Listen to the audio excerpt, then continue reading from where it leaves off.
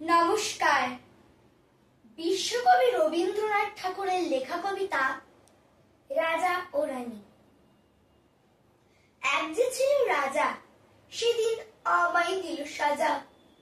ভোরের রাতে উঠে আমি গিয়েছিলাম ছুটে, দেখতে ডালিম গাছে বনের পিরহু কেমন নাচে।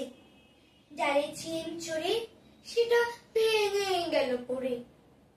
সেদিন হলো মানা আমার পিয়ারা পেরে আনা, হ্রদ দেখতে যাওয়া আমার চিনের পুলি খাওয়া। কে দিল সেই সাজা জানো, কে ছিল সেই রাজা?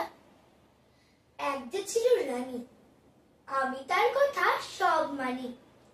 সাজার খবর পেয়ে আমি দেখলো কেবল সে, বললি না তো কিছু, কেবল মুখটি করে নিচু। আপন ঘরে গিয়ে সেদিন রইল আগল দিয়ে, হলো না তার খাওয়া কিংবা রথ দেখতে যাওয়া। নিল আমায় কোলে সাজার সময় সারা হলে, গলা ভাঙা ভাঙা তার চোখ দুখানি রাঙা।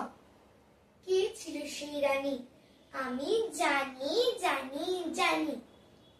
নমস্কার।